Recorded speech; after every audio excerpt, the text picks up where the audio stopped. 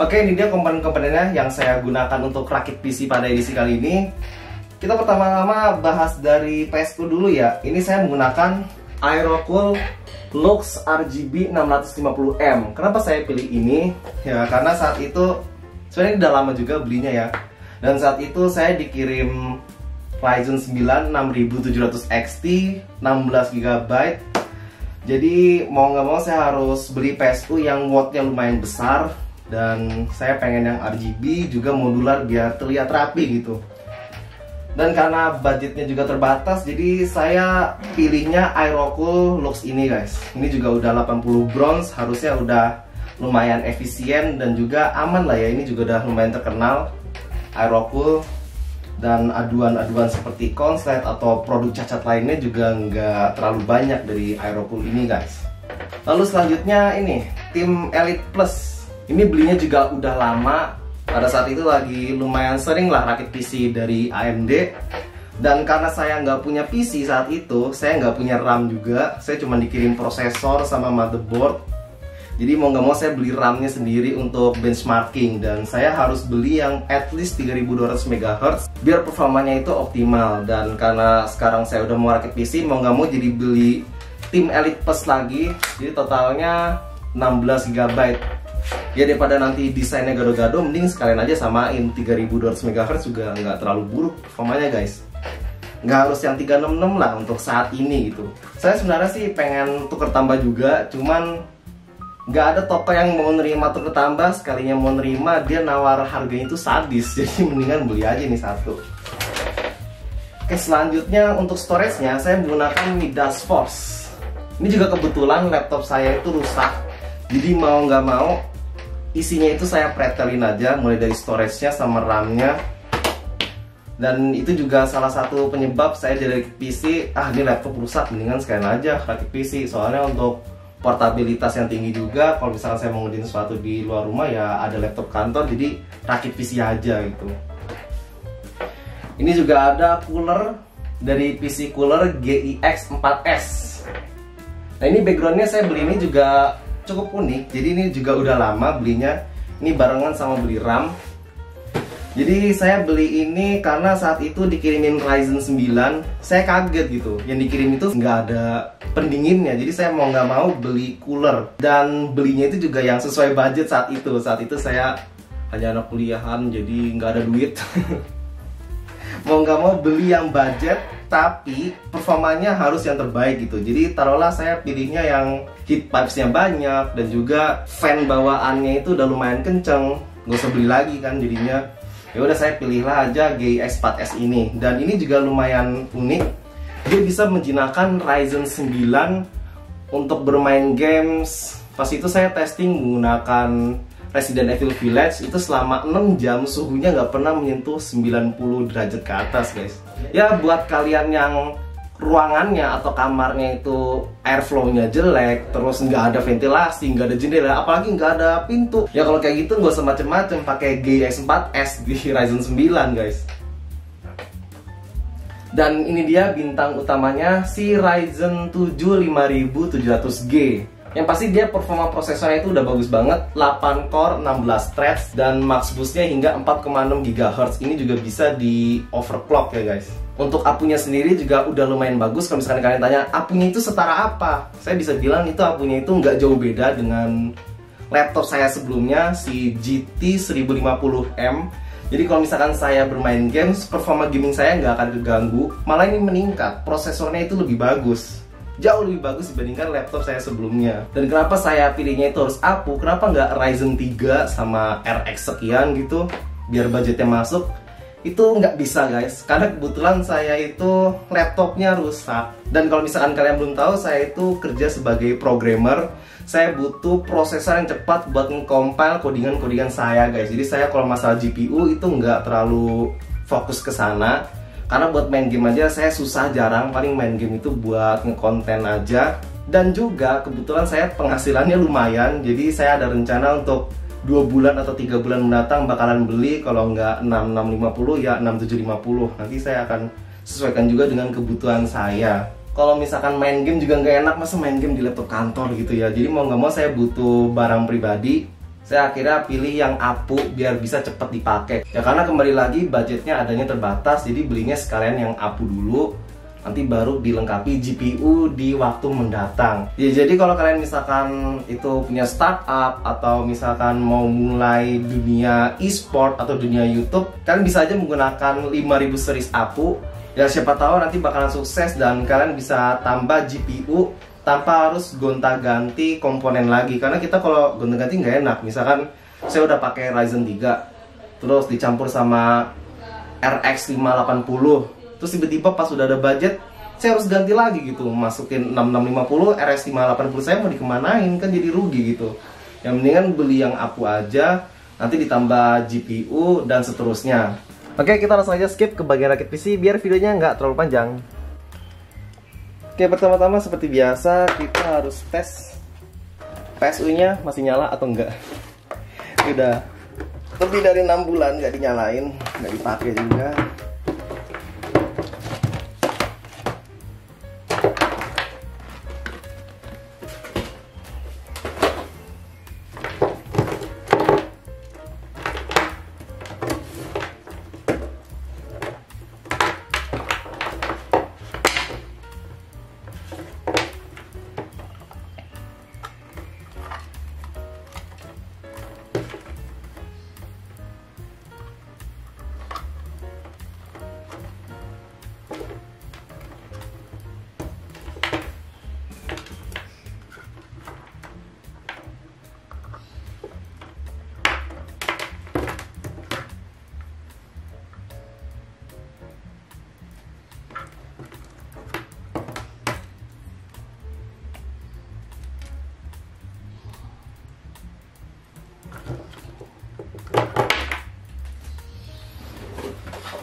Oh ya, ini kebetulan ini PSU-nya lumayan bagus ya. Ini udah support untuk pakai di 6700 XT ke atas, dimana dia membutuhkan 8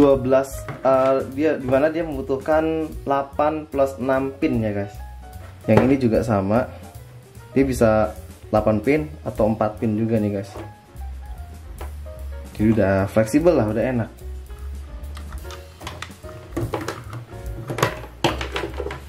Ini kalau kita masih versi testing, kita asal masuk aja dulu. Yang penting kita tes PSU-nya aman atau tidak. Ini PSU-nya udah enak ya, udah semi modular lah. Jadi kalau misalkan kita nggak butuh semuanya, nggak usah dicolok semuanya juga guys. Seperlunya aja yang kita colokin.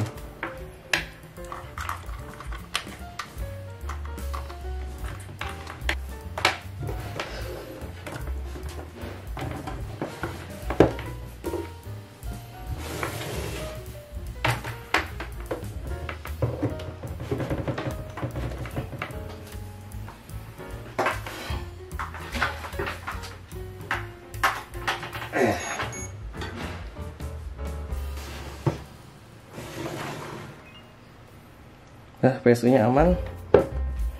Dan ini dari voltasenya juga sepertinya terlihat aman, guys.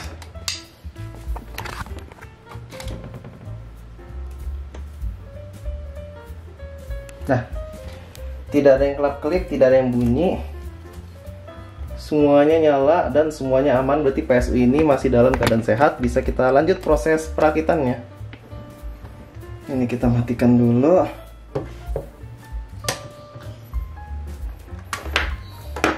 Ini kita simpan dulu guys.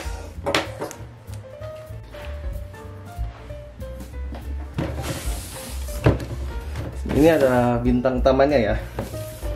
Kerangka tubuhnya kita tinggal pasang.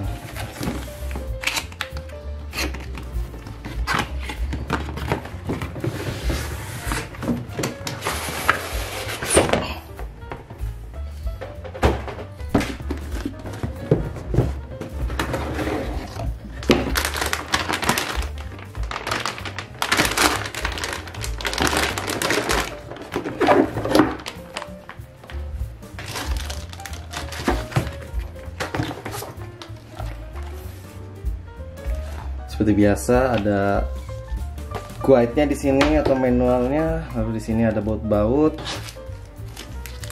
Ini untuk SATA biasanya, tapi kayaknya cuma dikasih satu ya. Cuma dikasih dua guys SATA-nya. Beda ya sama Taichi. Taichi banyak banget isinya. Ini biasa untuk proudnya sendiri. Biasanya ini isinya stiker sih. Oh iya benar.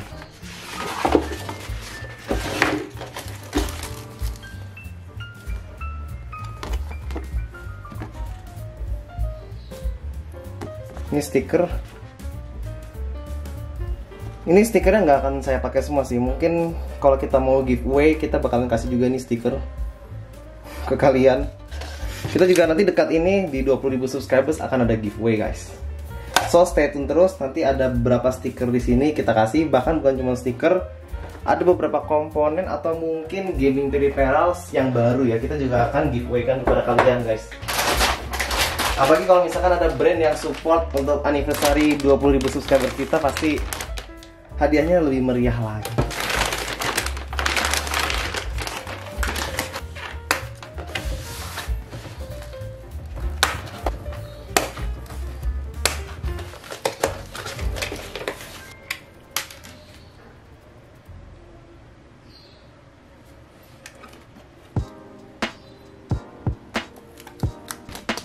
Kita bisa langsung taruh di casing guys. Soalnya ini casing kita casing untuk benchmark juga, open case, jadi enak.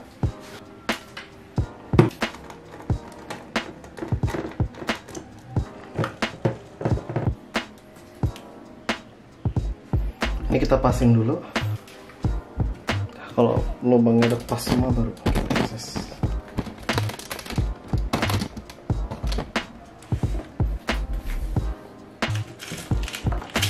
Wah, ini ada tulisan P20 nih. Ada tulisan P20, kemungkinan itu softwarenya ya. P20.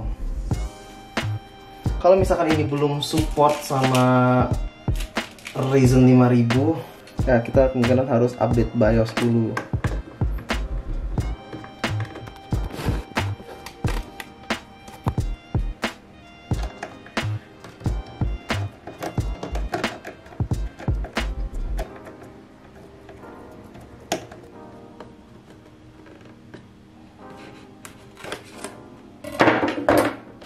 Ini dia prosesornya guys. Sorry tangannya agak basah tadi. Ini fan-nya. Kita nggak tahu ya fan bawaan Ryzen 7 itu bakalan bagus atau enggak, tapi kita akan uji fan bawaan AMD melawan, oh ini mah standar ya. Udah ada apa tuh namanya, thermal paste udah ada ternyata di sini. Ya pasti kita tetap akan gas pakai ini sih. Gue yakin ini bakalan lebih bagus dibandingkan fan bawaannya guys. Nah dari sini aja udah kelihatan heat pipesnya sama buat menyebar heatnya, lalu buat didorong sama kipasnya. Di sini lebih proper ini sih, udah jelas guys. Wah ini udah berantakan. Dan hebatnya lagi ini bisa dipakai untuk Intel maupun AMD. Jadi enak buat kalian yang suka benchmark PC. Pakai ini buat starting point itu udah cukup sih menurut saya. Oke, kita langsung aja pasang prosesor ini.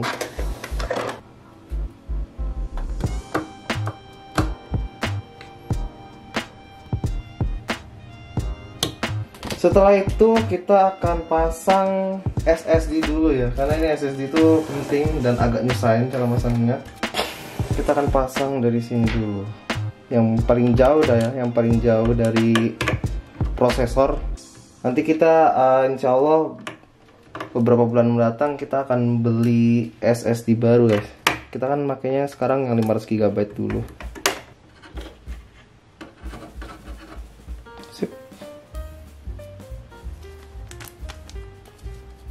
Ini seperti buat dudukan baut ya, dudukan baut SSD. Ini kita sesuaikan aja dengan SSD yang kita miliki guys. Ini dia SSD-nya. Ini sebenarnya SSD-nya itu yang saya bilang sebelumnya, ini dari laptop yang udah rusak, laptop utama saya. Terus ini SSD-nya saya jadikan eksternal gitu, karena datanya masih diperlukan. Dan karena sekarang udah rakit PC, makanya ini baru kita pindahkan lagi menjadi main storage kita tapi di PC. Kita dorong dari sini seperti ini, kita tarik dan kita bisa buka ini.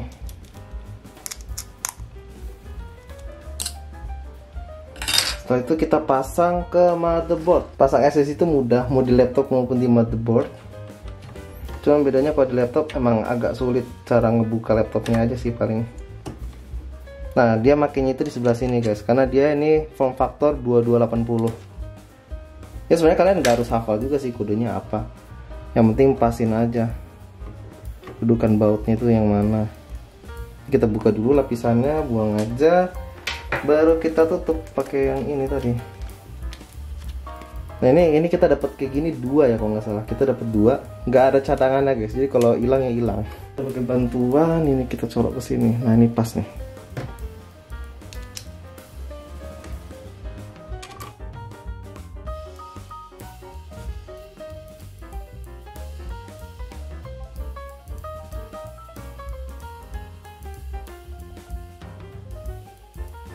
Nah ini perlu kalian ingat untuk ASRock Steel Legend ini, yang bagian sini itu adalah PCIe Gen 3 ya, sedangkan yang di sini itu Gen 4. Jadi ini kenapa kita pasang main storage sementara kita di sini, karena ini emang Gen 3 guys. Nanti kita bakalan beli yang Gen 4 nya baru kita taruh sini. Jadi ini kita biarkan saja terlebih dahulu. Oh di sini ada M2 WiFi juga ya. Cuman kayaknya kita nggak beli M2 WiFi karena agak mahal. Kita sementara pakai yang biasa aja dulu, soalnya kita nggak terlalu concern gaming ya, nggak butuh ping kecil-kecil amat guys. Soalnya router saya jaraknya itu dekat sama kamar saya. Bisa nggak ada pancingan juga buat pakai WiFi 6. Internetnya pun juga kecepatannya cuma 50 Mbps. Ya, jadi di sini udah ada tulisannya ya, ini buat Intel brackets, lalu ini ya buat Intel. Lalu ada tulisannya juga buat AMD. Ya, buat kalian yang pengen lihat unboxing dari PC cooler ini bisa cek di video saya yang Ryzen 9 itu. Karena saya konten unboxing untuk ini tuh ada di sana guys, bukan di sini.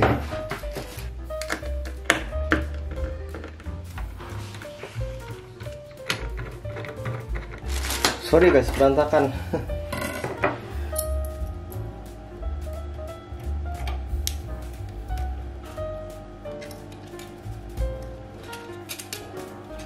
Mungkin konten kali ini bakalan dijadiin semi live ya. Sekalian journey juga perjuangan ngerakit PC. Nanti versi editnya akan diupload lagi yang lebih rapi sedikit sih guys. Kita juga akan bikin konten perbandingan kalau misalkan kita masang thermal paste itu bentuk apa aja guys. Kita unboxing dulu si Mastergel Pro V2 ini. Dari speknya sih udah lumayan bagus ya. Bukan lumayan lagi sih, ini udah bagus menurut saya. Oke, kita dapat thermal paste-nya sama sendoknya ya buat ngerapiin. Tinggal kita masukkan ke sini.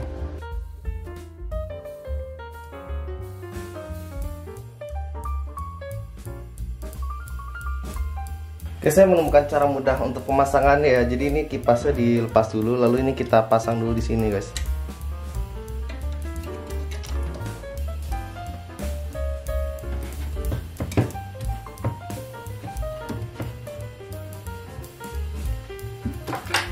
Nah ini tadi ada fungsinya juga ya, dia bawahnya bolong di bagian sini.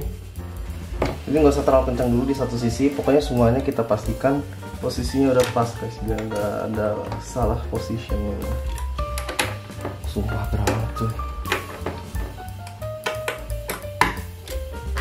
Sekarang kita pasang RAM-nya dulu ya.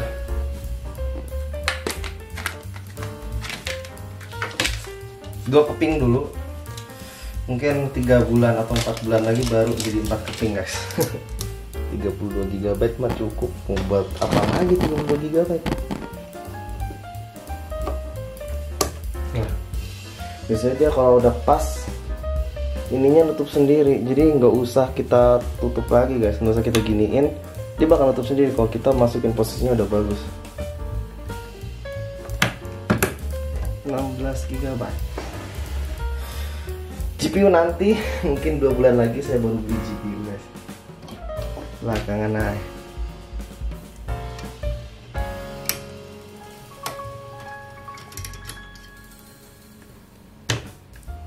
Selesai. Kita tes dulu, semoga menyala dia. Oh, sebentar. Kita butuh monitor. Iya, ini untuk SSD SATA. Karena casingnya masih nggak jelas kayak gini, kita akan masukin dia via USB aja, guys.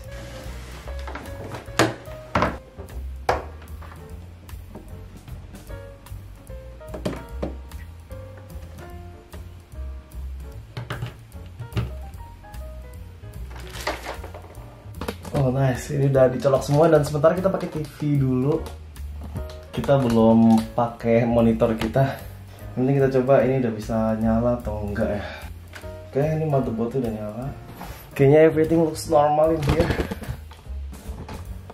Tinggal kita colok. Press yeah to reset. Will not boot without recovery key. Yes. Yes aja. ASRock. Nah ini kelihatan kelap-kelip karena refresh rate dari monitornya emang kecil. Reboot and select a proper boot device. Oh ini udah selesai sih. Cuma saya kita harus install ulang dulu ya. Nah, yang penting kita udah masuk ke BIOS.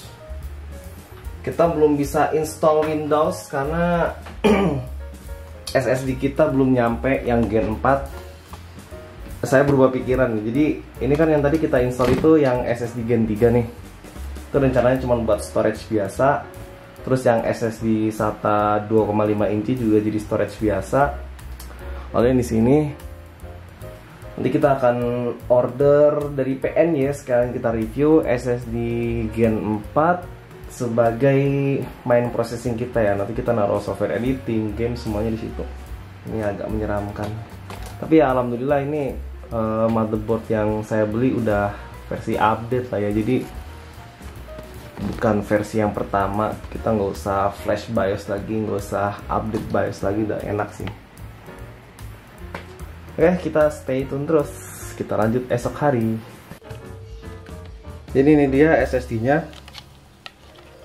Yang namanya PCIe Gen 4 itu pasti mengalami panas, jadinya kita pasti membutuhkan heatsink, dan kebetulan ini nggak dapat heatsink. Menurut saya sih kalau misalkan kita pasang di motherboard ini ASRock Steel Legend udah aman sih, soalnya di atasnya udah ada shield, dan shieldnya itu kalau misalkan kita pegang dia emang bisa menghantarkan panas guys. Jadi nggak apa-apa kita pakai yang bawaan dulu, nanti kalau misalkan SSD-nya berasa panas, kita akan update lagi menggunakan heatsink PN-nya yang baru. Oke, untuk bongkar ini gampang. Oh ya, ini SSD-nya buat kalian yang belum tahu, ini SSD-nya itu bisa dipasang di laptop maupun PC ya. Pokoknya udah support dengan PCIe Gen 4 ya, dia bisa baca SSD ini guys.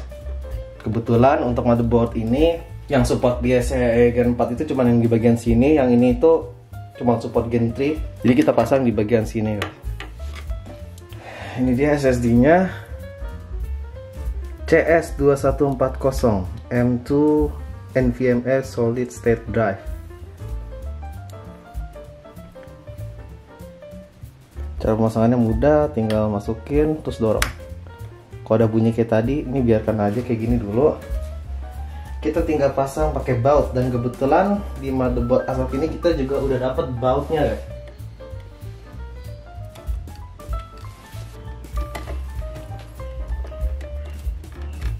Kalau kayak gini harusnya udah bisa nyala, udah bisa terdetek juga. Paling kita tinggal define SSD-nya di menu instalasi Windows. Oke, kita akan coba dulu. Sebenarnya kita udah beli monitor, cuman nanti aja kita pasangnya sekalian unboxing. Kita pertama tes di TV ini dulu ya guys. TV legendaris yang biasa kita pakai buat nge-review ya. 600 fps pakai TV 40 Hz, mantap. Baik, saya mau nunjukin dulu, ini sebenarnya LAN-nya udah bagus banget ya. Gampang nyolokinnya gitu, nggak kayak kabel LAN yang konvensional. Di itu mudah masangnya, nggak pakai nyangkut-nyangkut, terus nggak perlu pakai tenaga manusia yang terlalu banyak. Ini tinggal tekan dikit langsung tarik. Oh, tetap pakai tenaga sih kalau mau nyabut. Nah, cuman masangnya itu simple, tinggal dorong aja, terus dia akan nyangkut sendiri. Tuh. Enak, nggak kayak kabelan biasa yang abu-abu itu. Ini karena udah connect pakai kabelan udah cukup sih, kita tinggal next aja. Mungkin bakalan kena Windows update karena dia connect di internet, pasti ngecek sesuatu. Buat kalian yang belum tahu, ini buat rekaman ini tuh boros banget ya. Kalau misalkan kita ngerekam Full HD 60 fps itu pemakaian datanya cukup tinggi. Ini udah makai sekitar hampir 30 GB. Ini aja belum selesai aja udah 20-an GB guys. Mungkin bakalan enak kalau kita ngerekam 30 fps saja. Cuman kan karena kita belum punya stabilizer, jadinya kita akan ngestabilize-nya itu pakai format 60 fps untuk mempermudah kita stabilisasi digitalnya. Kalau misalkan udah nggak ada stabilizer built-in dari kameranya, terus nggak ada stabilizer dari gimbalnya, terus pak ngerekamnya 30 fps itu bakalan goyang banget. Nah, misalkan kalau kalian punya budget lebih, terus butuh space-nya nggak terlalu banyak, kayak misalkan 500 GB 1 TB cukup, punya budgetnya 3 juta, beli aja SSD Gen 4 yang beneran guys, yang ada cache-nya juga, jadi cepet berasa PCIe Gen 4 beneran ya. Ini walaupun dia tulisannya Gen 4, tapi karena cache-nya nggak ada, itu walaupun Gen 4 kecepatannya itu mirip Gen 3 tapi lebih cepet dikit dibandingkan Gen 3-nya itu sendiri. Ya worth it lah untuk harga 1 komaan. Kayaknya ini saya beli cuma 800.000 dah. Kayak ini udah jadi, udah connect ke internet, udah bisa nyala. Oke, kita langsung aja shutdown dan unboxing AOC. Di sebelah sana kita ambil dulu. Wah, berat juga. Nice. Beres-beres nanti aja. Yang penting cukup rapi dan udah bisa buat nge-review lah guys. CQ27G3S. Dan seperti biasa, kita belinya online tapi ngambil barangnya langsung. Itu jauh lebih aman, soalnya gue udah gak percaya bahwa elektronik pakai kurir guys, apalagi yang rentan air seperti monitor, PSU kayak saya udah gak mau lagi. Kita pernah PSU itu kebanjiran, kurirnya hujan-hujanan, mau nyalain kurirnya juga kasihan, dia cuman kerja gitu kan. Ya mau gak mau kita antisipasinya dari diri sendiri gitu, jangan sampai kita membuka celah keamanan sendiri. Maksudnya celah keamanan apa ya? Gue kebanyakan ngoding kan ya, bahasa gue jadi berantakan. Sorry ya kalau misalkan result unboxingnya kurang bagus, kita usahakan yang terbaik lah. Ini kita tinggiin aja biar kelihatan. Ini ada segel di sini. Kayaknya nggak harus kita potong sih, ini cuma plastik biasa doang soalnya nggak kelihatan buat dipotong. Oke, ini kabel DisplayPort. Kalau misalkan kita pakai ini, nanti dia akan support 165 Hz. Cuman kalau kita pakai HDMI nggak bisa. Nanti bakalan ada quality yang kelimit, seperti salah satunya FPS dan response time. Oke, kita udah keluarin semua isinya. Ini paling cuman kertas manual, kartu garansi, dan kabel DisplayPort-nya itu sendiri. Oke, kita langsung bawa monitor ke sini. Oh, ada lagi. Ini kabel power. Oh ya, ini ada stand-nya juga, guys. Kenapa saya milih AOC? Karena kebetulan monitor AOC-nya lagi diskon, guys. Saya sebenarnya pengen beli yang ViewSonic, cuman nggak diskon, guys. Ini build-nya sih kokoh di bagian depannya, cuman di bagian sininya kayak agak rentan dikit. Kalau kita colok keras pasti jebol, guys. Tapi itu udah overall bagus lah ya, di dalamnya itu ada besinya, jadi berasa kualitinya. Lalu ini monitornya. Ini dari boxnya, dari styrofoam juga udah kelihatan dia curve. Kenapa saya beli yang curve? Saya juga nggak tahu guys, kenapa beli yang curve. Awalnya mikirnya segini, saya nyari yang 165 Hz, terus nyari yang ergonomic stand ditambah dengan freezing, lalu harganya sekitar 4 jutaan. itu dapetnya yang curve. Sebenarnya nggak harus curve sih. Saya juga entah kenapa penasaran banget sama yang curve gitu. Nah, ini pertama kali saya megang monitor kayak gini secara langsung. Masih rasanya amazed gitu. Berasa mahal ya guys. Semoga buat kalian yang rajin menabung atau kerja seperti saya bisa kesampaian yang mau rakit PC kayak gini. Ini sebenarnya saya rakit kayak gini bahkan dari awal YouTube nggak pakai duit orang tua guys. Pakai duit menang dari lomba, magang. Sama ini saya rakit PC juga dari duit kerja saya sebagai programmer. Kalau kalian nanya, bang, ini penghasilan dari YouTube? Ya enggak. Penghasilan YouTube saya itu cuma 10% dari kerja ngoding saya guys, jadi nggak terlalu gede. Nah ini mohon maaf guys, ternyata pas kita lagi pemasangan monitor ini memori kameranya habis, jadi gue juga nggak sadar saat pemasangan. Jadi kita langsung skip aja ke review dari monitor ini ya. Jadi ini monitornya untuk speknya sih dia udah adaptive sync, lalu untuk kecekungannya 1000R, 165Hz dan 1 millisecond. Untuk keakuratan warnanya saya nggak ada komplain masalah itu. Dipakai main game juga enak, 165Hz, dan untuk thermalnya sendiri juga nggak panas karena di belakangnya udah ada ventilasi kecil. Nah, ventilasi ini berfungsi juga untuk mengurangi panas dari monitornya sendiri. Jadi untuk menampilkan 165Hz udah aman lah untuk monitor ini guys. Tapi ada sayangnya, pastinya ada pangkas harga juga ya, karena ini namanya juga monitor 2K, lalu dia itu 165Hz, 1 ms. Pasti ada kelemahannya, salah satunya itu di ghosting ya. Di sini pada saat kita tes UFO ghosting itu mulai kelihatan guys. Itu agak kelihatan terjadi ghosting. Nih kalau kalian lihat dia malah menampilkan ghosting, padahal gambar yang seharusnya itu normal seperti ini ya guys.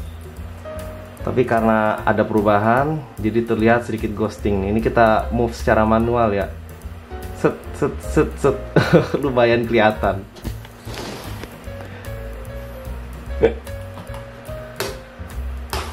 Dan apakah ini noticeable saat kita bermain games? Enggak. Jadi pas kita lagi main game seperti Valorant, kita lumayan sulit untuk melihat adanya ghosting saat di games, karena kita emang fokus itu bermain games. Mungkin seperti itu guys. Tapi kalau misalkan kita udah kayak nonton film, itu kadang kita bisa notice bahwa terjadi ghosting di monitor ini.